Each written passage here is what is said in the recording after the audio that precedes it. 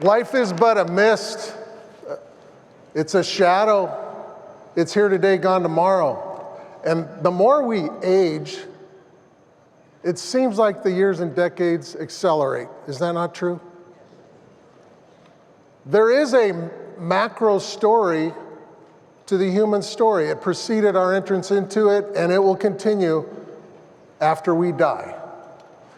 And we didn't choose the year we were dropped into the story through our birth. But here we are in 2025 with history to learn from, the present times to engage, and a future to create. Unlike all other non-human life forms, kind of written on our souls are existential questions that whisper to us at some time in our human journey. Questions like, who am I? Who am I not? Is there meaning to my existence, to my breathing? What do I do with the time in front of me today, tomorrow, and in the years in front of me? If you don't know what you're for, how do I begin to discover my meaningful life contribution and purpose in this story of humanity? I love the way the life of King David of ancient Israel was summarized this way. When David had fulfilled God's purpose for his generation, he fell asleep. He didn't die, he fell asleep. He joined his forefathers in the ground. Put your name in there. Replace David's name with your name. When John had fulfilled his purpose for God's generation, he fell asleep. When Cindy had fulfilled God's purpose for his generation, she fell asleep. Do you know yours?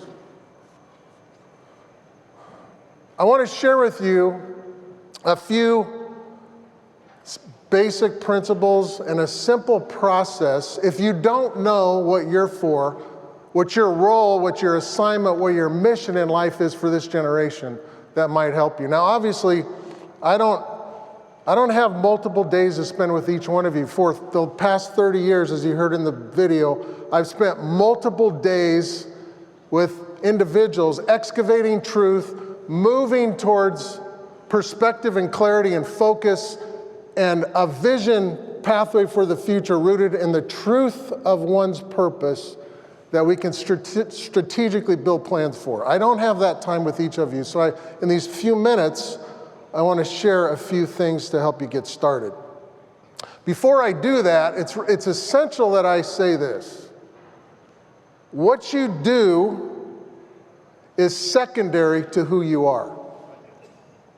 What governs you inside of your head and your heart, inside your soul, what's authoritative in there frames and shapes the nature of what you do and how you do it.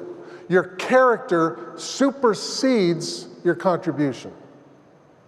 So understanding that, how do I get started if I don't know? The first thing I would say is begin to clarify your core talents. What's a core talent? A core talent is something you were born with.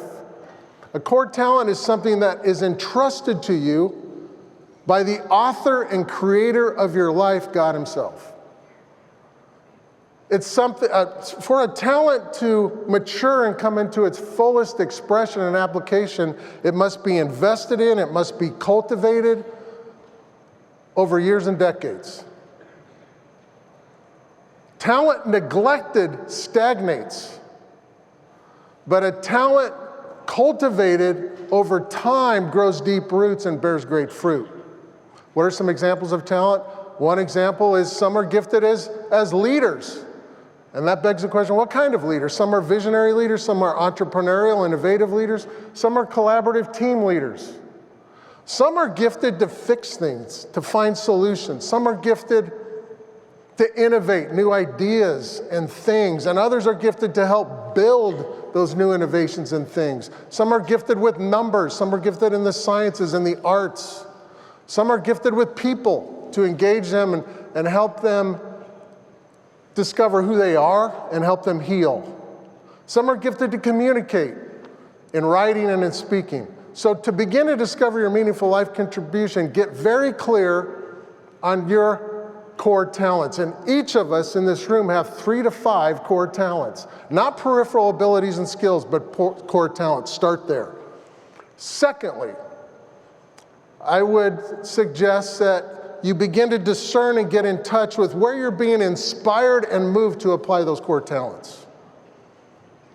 This is the heart side of your soul, and with not your physical heart, but your soul heart.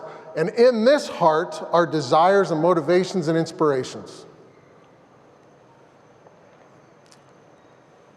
This is the messy potential part of the process. Why is that? Because we each have at least 2 hearts in us. One heart's desires and set of motivations can be very selfish and self-centered, even dark. It can desire what it should not have. It can hoard out of greed. That is not in your own best interest, nor in the best interest of the world around us. This other heart is noble in its motivations and inspirations and aspirations and desires.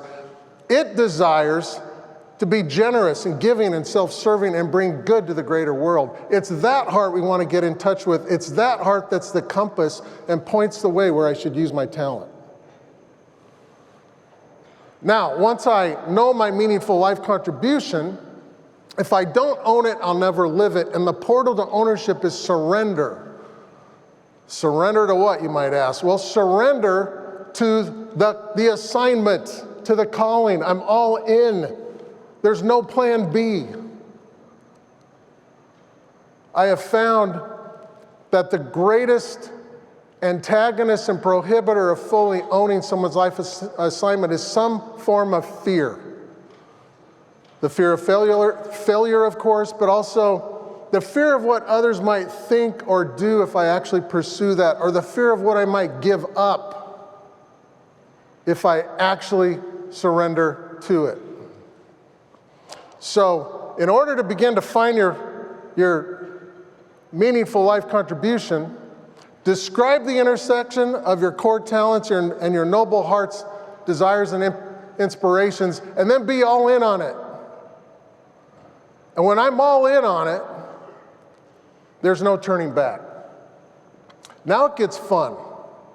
If I know my meaningful life contribution, I can imagine that bringing my talents to some form of common good to the world I live in into the future. I can imagine this, say 5, 10, even 20 years into the future, and it's as if I'm pushing the fast forward button on the story of my life into time and space and then freeze framing it. And when I do that, I can describe what I see. This vision for common good innovation into the future. And when that's rooted in truth, the truth of my meaningful life contribution, it pulls me into it magnetically and becomes real as I walk it. Now, conversely, a vision not rooted in your meaningful life contribution, the truth of that, we call that a delusion. I have found in my work that those who innovate common good expressions into the future, that have a vision rooted in truth, they do one of 2 things in general. One is they solve a problem or they fill a void.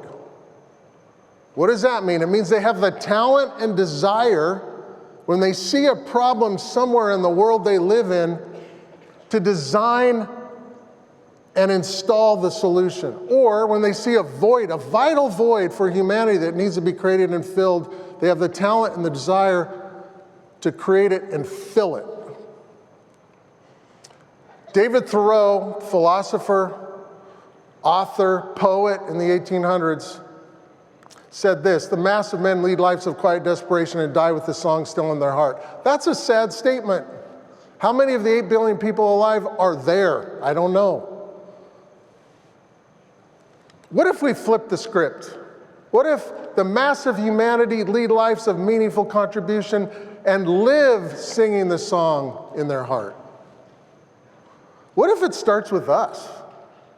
What if it starts with us in this room, thousands of individuals using their talents, their desires, being inspired by the author of their life, to apply those talents somewhere in their world, to fix problems and fill voids.